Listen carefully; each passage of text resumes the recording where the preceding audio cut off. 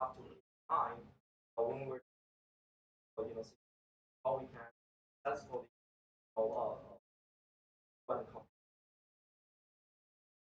So just give you another example where we see this type of complex fracture geometry. Actually, one of the wells in well, the one was you're fracking this well, you're not creating a vertical fracture. So you can see the fracture is actually created radially. At the the cross sections, as you can see, the clearly fracture is more growing horizontal. So this type of fracture geometry, we're not going to give you the maximum reservoir contact. So meaning if you from those wells, and you're not going to really, and because vertical permeability even less compared to the nano dasi of permeability I just talked about very early. The other challenge we often say is, with high tectonics, it's also going to cause a lot of case and deformation. You don't see North America well. And as you can see, these images got from multi-finger catalog, some of the wells. So in Vaca Muerta and China, and the Qatar well we fracked last year also saw the same thing. And if you talk to the Saudi Aramco folks, tell you exactly the problems they are facing. So we are actually seeing this problem everywhere. So if you look at how severe in some cases, for example, in those cases, almost the casing has been broken down. So in this kind of situations, how you can actually manage your completion and how these are really factoring. And this is also something we'll have to manage. And a lot of cases, we have solutions, and however, there are cases probably don't have a good solution. And there are three different, case and failures we often see. The one is, as I said earlier, so when you're growing horizontal fractures, the beddings, where the bedding plan cutting one of the case sections, that is where all you often see formation. But also some cases where, the deviated sections, although it's not in the reservoir, because you are creating some kind of shear fractures along the bedding, all the way to the deviated, sections. That is where also easy form the case here. And also sometimes because we're drilling the wells across the faults, because we cannot avoid it because there are a lot of faults. And to drill, sufficient long laterals, you have to cross those faults. So when you have a fault plans, and that is what also you're going to create shear stresses along the bedding. And when these shear stresses hits the fault plane, that's where you're going to create a lot of vertical shear stresses as well that can cases up and down. So of course, when you have all these scenarios, there are a lot of precautions we can actually have during the drilling phase when we plan the well. Also in the cementing phase, we can also come up with some practices, blend it. But still, when the are getting more clear, probably there's something have to develop our technologies to address this. So talking about treatment, as I mentioned, slick water is still dominating. Even if you look at all the international organic shale development of appraisals we have done so far, people still like to pump slick water treatment. So here I just want to, if you don't understand, what is the slick water treatment we're talking about, here's just some general description. So typically in a conventional treatment, we're pumping crusting gel, which with high viscosities, because we like to create, a very, wide fracture so that we can the openings. However, this type of treatment, generally give you a more, simpler fractures, planner, and which is not really something people like to see in organic shell reservoirs. Therefore, people tends to get sleep water treatment. Just water, any water, river water can be liquid water, or sometimes can be a producer from the production with a few additives to minimize the frictions and also with a very minimal viscosity. Have the same fluid, which tends to create a complex fractures because the viscosities are low, and that is where you can create a lot of shear failures in the reservoir if you have those features. up a lot of areas. The most important reason people pump a lot of sleep water treatments are cost because this type of they're very cheap. Therefore, that is the first choice for a lot of operators to look for the already. And however, this type of treatment have to rely on the unpropped fracture areas to remain open because water fluid also saying costly cannot transport a lot of proppant far from the wall. So although you create a lot of complex fractures, you have to rely on those unpropped fractures to open. So the reason why it is so successful with sub treatment in North America because stresses there are low. Therefore, with low stresses, those unpropped fractures probably can keep them. But whether in a high tectonic stress environment, with internationally, those fractures can open or not is going to be a question mark. I'm going to talk about it in the next. So as I said, sleep water dominance fracture primarily driving by the cost and also the large contact areas of both propped and unpropped. And this very important thing to remember. The other thing, as I said, whether those unpropped fractures are going to be open or not, depending on the effective stresses applying in those fractures. So what is the effective stress? The effective stress, by definition, is actually the difference between total stress minus a pore pressure. So if you are familiar with this term. So let's look at some of the sleep water treatments early phase we have pumped in also international organic shell, reservoirs. The China case again. So as you can see, all these black lines, those are the nature fractures. And see how rich the nature fractures can be kind of a tectonic driven reservoir. And those color coded dots are the microseismic monitoring. We're fracking, we're actually monitoring the microseismicity of those treatments that we can describe how the fracture geometry looks. So, for example, when you're fracking into the laterals here, where the natural fracture corridors are cutting through, and you can see how the fractures are going to be dragged into those natural fracture corridors. And that is not something you can control. So, of course, the fracture geometry can come in very complex stages. And if you look at the early treatment, bar is one treatment. This chart is actually showing you the average proppant per stage placed, and this is the average concentration. As you can see, versus the design, by the way. So 100% meaning you placed all the proppant as per the design. But as you can see, all the sleep water treatment hardly place all the proppant you are expecting. So meaning there are a lot of proppant placement. The early spring out, there are pressure out in the middle of the job so that you cannot place all the proppant away. And also, if you look at the average proppant concentration for those jobs, it's not too high. If you're familiar with this term called the pounds per gallon of the proppant added, so typically for the sleep water treatment in the US, you have average proppant concentration of half ppb. Actually, today it can even go up to like 1 ppb. But if you look at this case, because of all these high stresses, we're nearly placing only like a 0.2, 0.3 pounds per gallon concentration. And this type of proppant concentration is not going to give you a very good proppant placement in those fracture systems. Therefore, we're facing a lot of problems in this challenging environment. And also, because of niche fractures, and there are a lot of complexities, in terms of hydraulic fracturing, where you're probably going to grow or open up multiple fractures. We have a multiple fracture scenarios, and it just go by a basic hook law, and actually you can work out with the typical modulus of the rock where reservoir, which is like 4 million psi.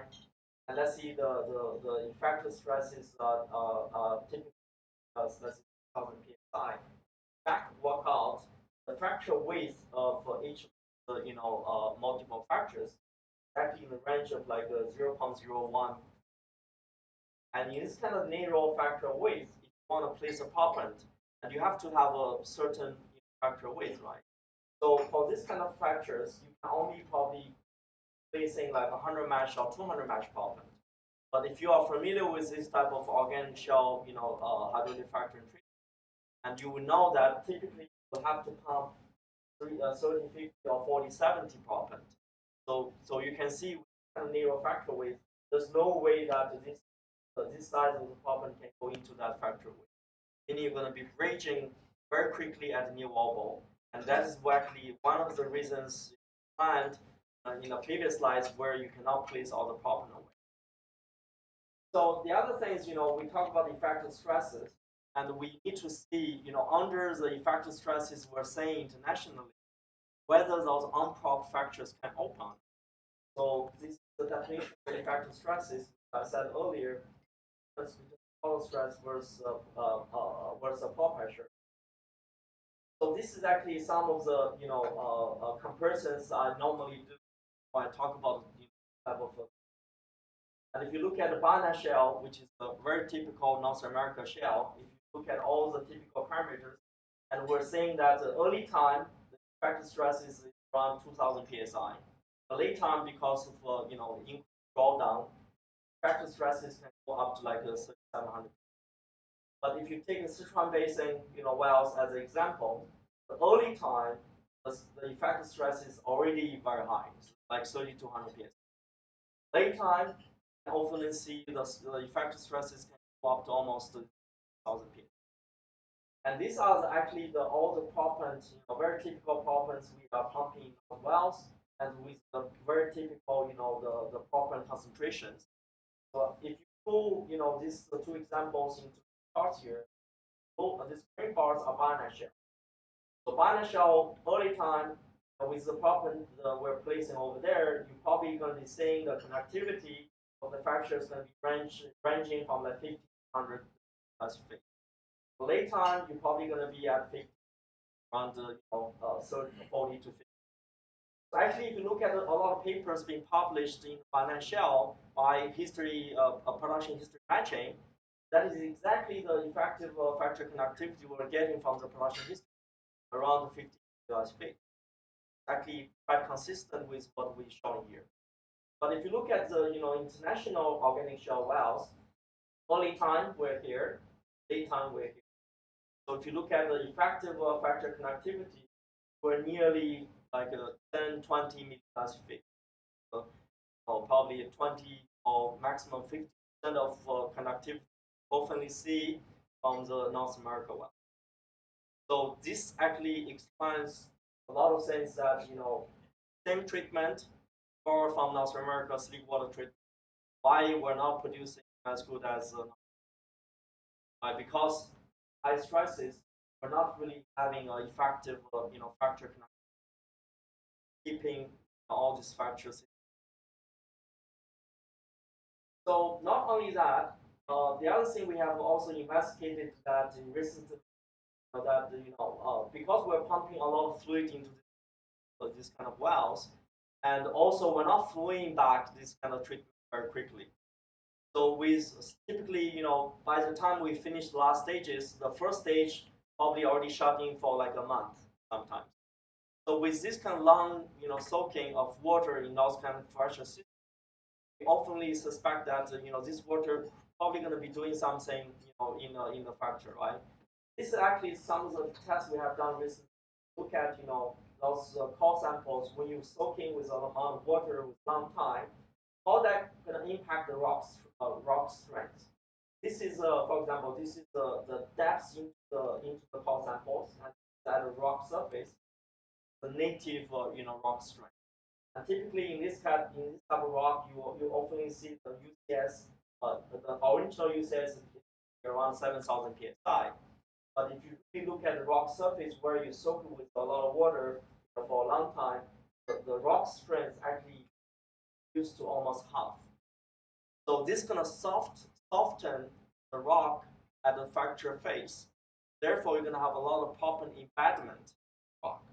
Not only you're getting very low fracture conductivity, but also with this phenomenon, you're also reducing the fracture conductivity another degree.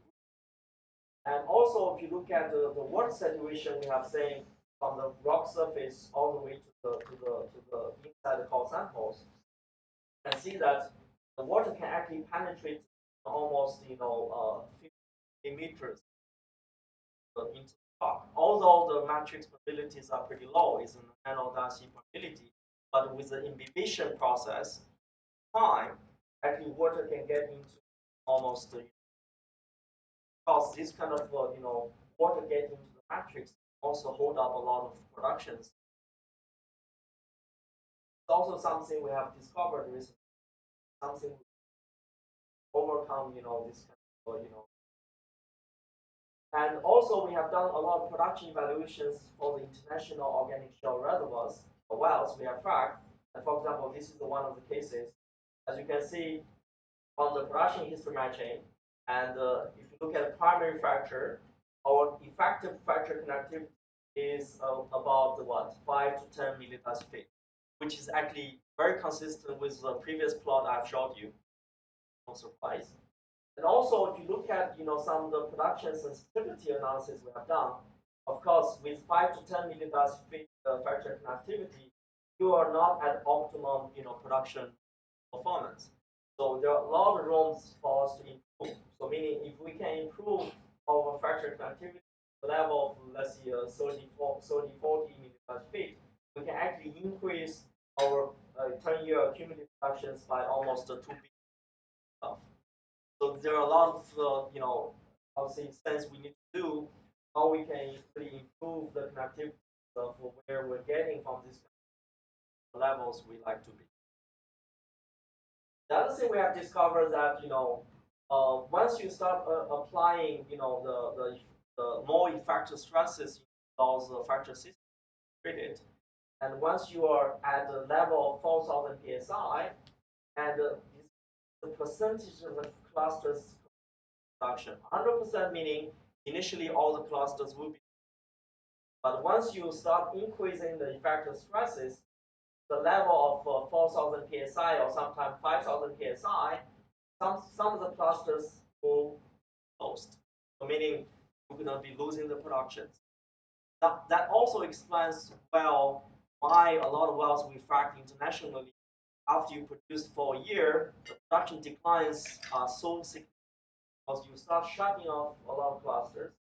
And this is actually a China shale case. But if you look at if you talk to Saudi Aramco people, in the same time I published this paper, they have told the same thing to me that they have discovered the same thing. So when the effective stresses are reaching that level, start losing productions from those.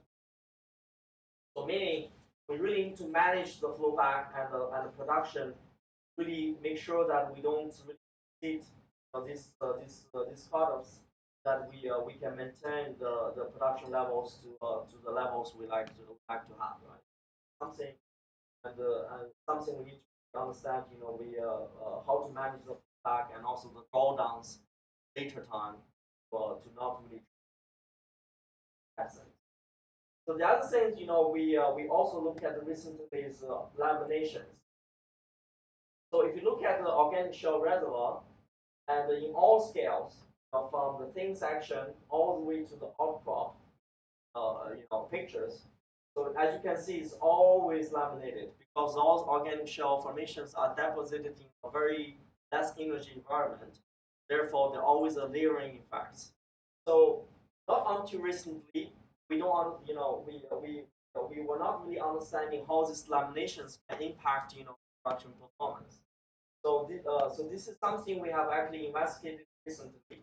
Because when you have these kind of laminations, and because of the heterogeneity between the laminated layers, you're always going to have those pinch points where you're going to be closing off your hydraulic fracture vertically, and meaning during the treatment you probably open up all the zones, but during the production actually you're going to shut off a lot of these laminated zones because of pinch points. Therefore, you're not really effectively draining all the layers you have fracked. So this is something we also look at, and as I said here, very common today in Wakamata, in Ecofault actually discoveries. So I'll show you some of the examples. For example, this is one of the wells we logged in Ecofault. So reason why we don't understand these laminations and it impacts to the organic shell development was, well, we don't have a high resolution open hole log technologies to provide this kind of lamination. Because typically these kind of laminations are very thin. We're talking about like a millimeter or sometimes centimeter. With the conventional logging technologies, the resolutions are not enough to see these kind of micro features. Therefore, we have actually developed a lot of high resolution logging tools to really be able to identify those laminations. One of the wells we logged recently for well. So this is the PLT results. And those bars are the density of the laminations we see from the open hole logs. So you can see clearly that uh, you can see clearly that the upper part of lower equal where it's rich. Sorry, this is still the PLT fault. Sorry, the lamination is actually showing not in this track. Sorry, but we know that from the vertical well pilot hole logs, the upper part of the lower equal reservoir is full of lamination, and the lower part of lower equal reservoir actually with less lamination. And this will actually penetrate into both. And the toe sections are in the upper part, and the heel sections are in the lower part. You can clearly see that at the boundary of these two sections, that is a clear, distinctive boundaries between the productive intervals and non-productive. Meaning, when you are drilling the wells in those, highly laminated reservoirs, that is where you're not going to produce a lot of productions out from. Therefore, as I mentioned earlier, how you're going to land your horizontal wall is going to be very, very important. So something we have discovered in EcoFault. And also internationally, actually one of the things we also discovered in our Komoda. So as you can see, this is the ash bed, which is the lamination, detected from the open hole logs. So as you can see, the lower part of Volcamota also full of lamination. The top sections are probably less advanced. So therefore, this kind of situations, how we're gonna drill the wells and how we're gonna complete the wells, and this is something we need to work on. And the people in there actually started looking at how can optimize best production out of this type of So in summary, so I would see the differences between the international organic shells versus North America. We must perform some kind of science at the beginning of the development, because this science is going to help us to really understand all these challenges I talked about. Not like North America. If you look at most of the organic shell plays in North America, people tend to go into the factory, really move very quickly, so not much really science being performed. However, in the international area, we need to do all these kind of things, understand all the challenges I have talked about. We have better solutions to address each of them. And also, the lateral landing, as I said, is important, but also we need to count for the lamination. So that is also something we have learned very hardly. So meaning not only lateral land, we have to incorporate laminations when we're designing the horizontal to ensure that our vertical fracture coverage and connectivity are really good enough for us to drain all the layers. The other thing we have learned hard is, fracture connectivity is equally important as a contact areas. Meaning, we're always talking about maximizing the fracture contact area, but for the international organic shell reservoirs, fracture connectivity obviously is equally important. And because, as I said earlier, all these, sensitivities, fracture stresses, and those unpopped fractures won't be open if you don't really have enough fracture. And also, we need to some high viscosity carry open further into the reservoir. And as actually, there's a real example here. This China case, these early slick water jobs with a high viscosity slip water. So meaning increasing the slip water viscosity from, let's say, 1 to 2 centipoise to like 10 centipoise has improved the production per 100 foot laterals. Meaning just a small change in viscosity actually has brought us dramatic benefit in terms of The other, this is actually about Komoda.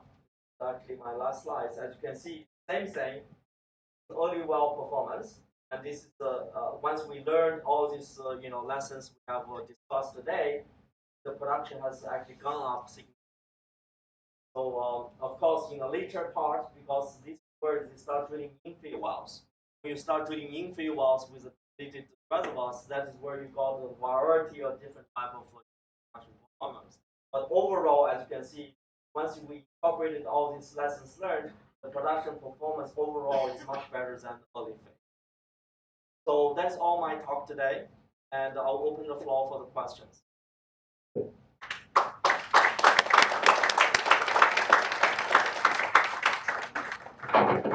Thanks, Lou.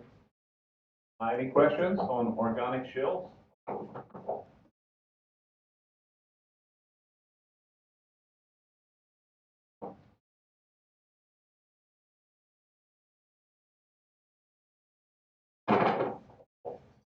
Thank you for the presentation. The very first slide you talk about Algeria. Why do you think that Algeria going to be the big shale boom development?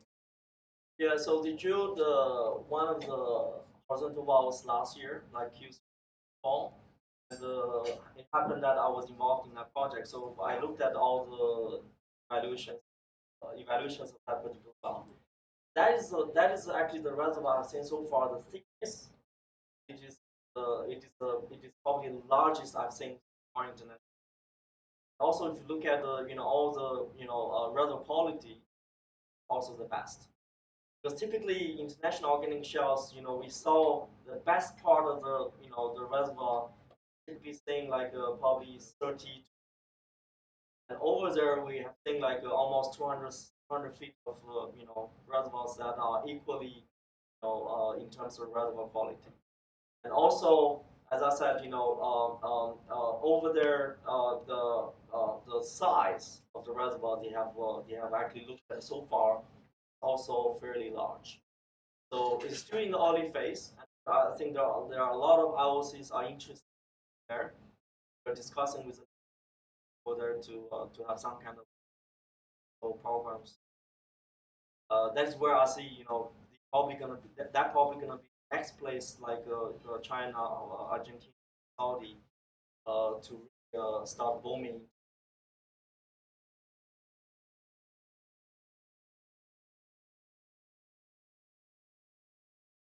More questions for Liu?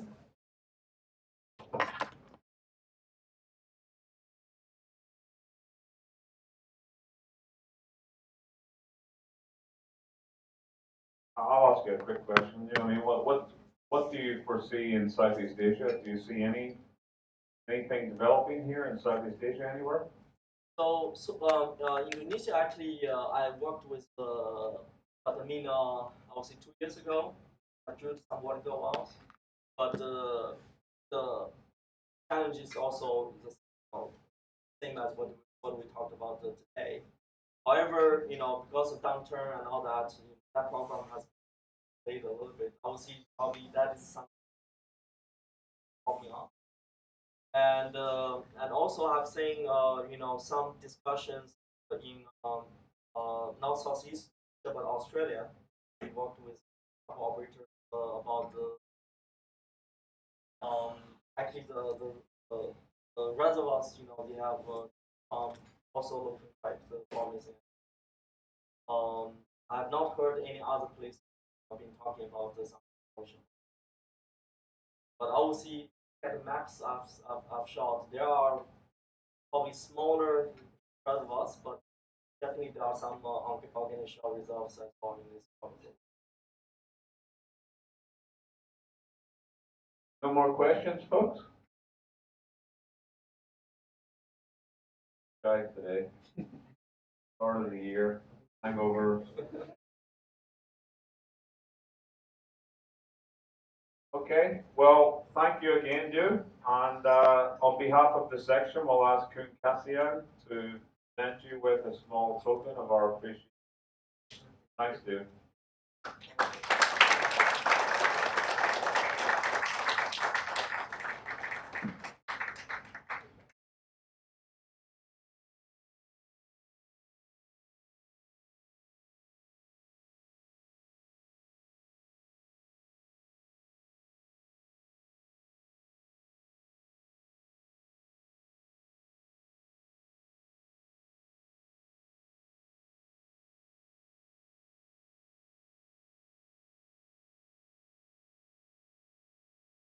Right, folks, thanks to me. So a few closing remarks before we proceed to the lucky draw.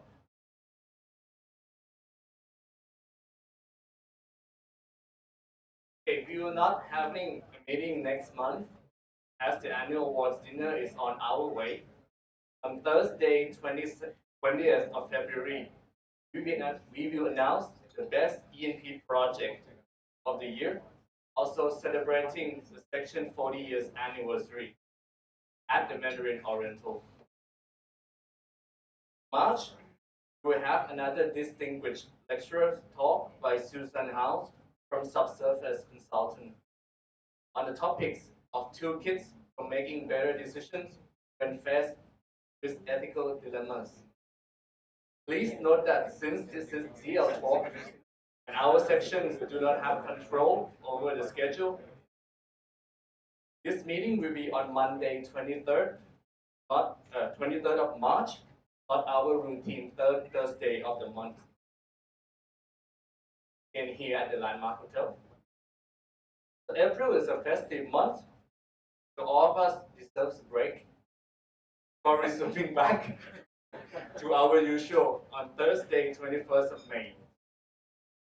A talk from Weatherford on the subject around well barrier for P&A operations. Please do mark this date because we don't want you to miss any of our upcoming. Right, pause in the room. Okay, our partner sections, the SPWA, will have the monthly meeting at the end of this month.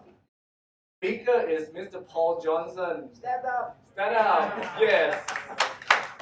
There you go. He is the senior 2006 from PTT.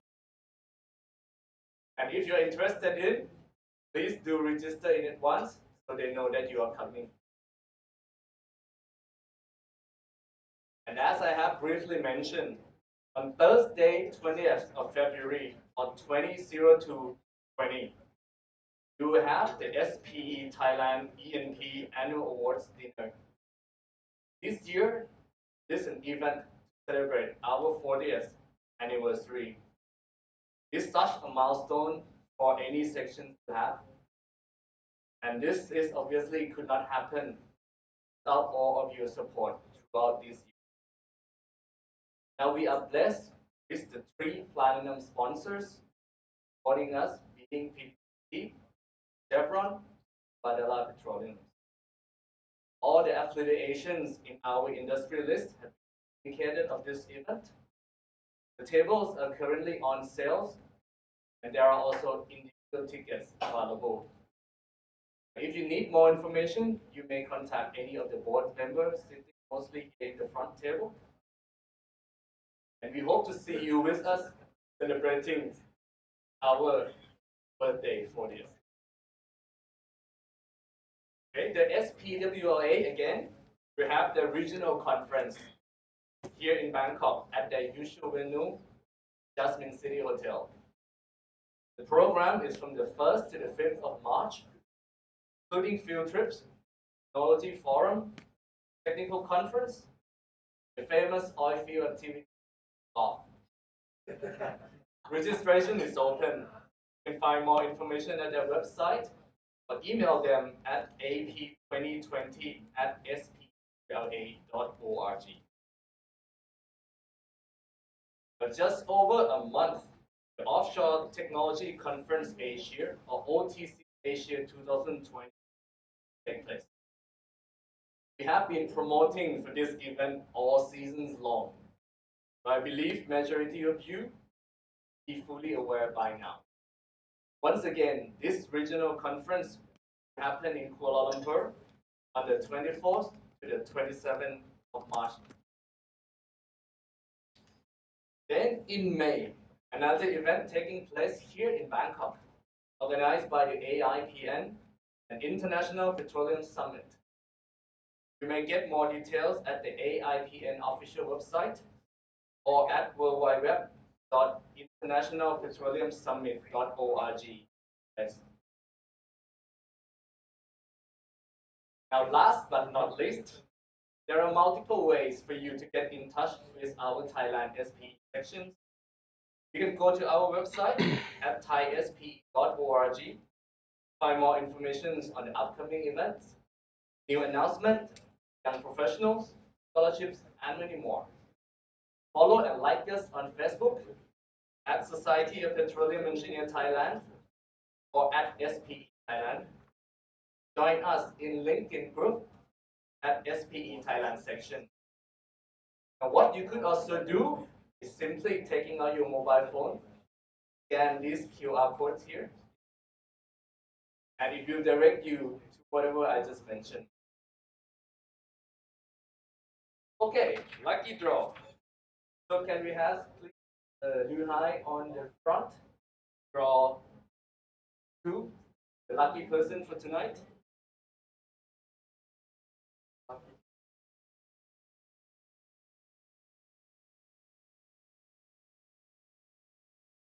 Okay, the first lucky person is from PDTP.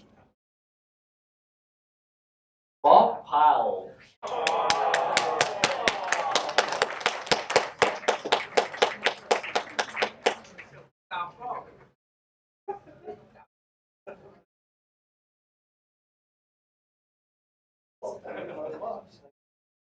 Picture.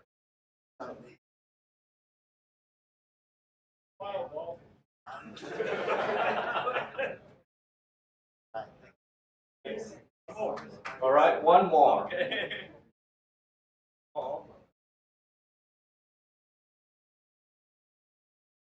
Okay, Schlumberger. Mr. Waterwit.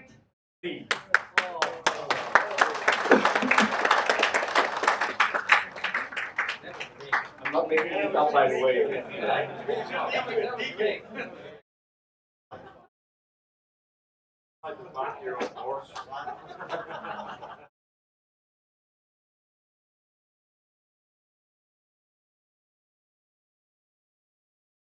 All right, so now if what we served you since 5 p.m. until now is not enough, you want a couple more drinks at the rendezvous bar lobby level. Tell them that you come from our meeting and there is an SPE special 2 for 1. Yeah, no more time. Okay, now this concludes the meeting for this evening. Thank you for being here tonight. We hope to see you again next month at the ENP Annual Awards Dinner, celebrating together with us our 40th birthday. Thanks again to speakers and obviously our section sponsors right here. So enjoy the rest of the evening. Good night on behalf of the SPE Thailand.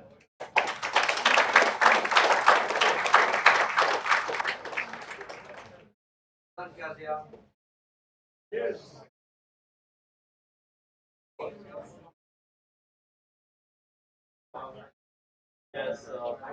Oh.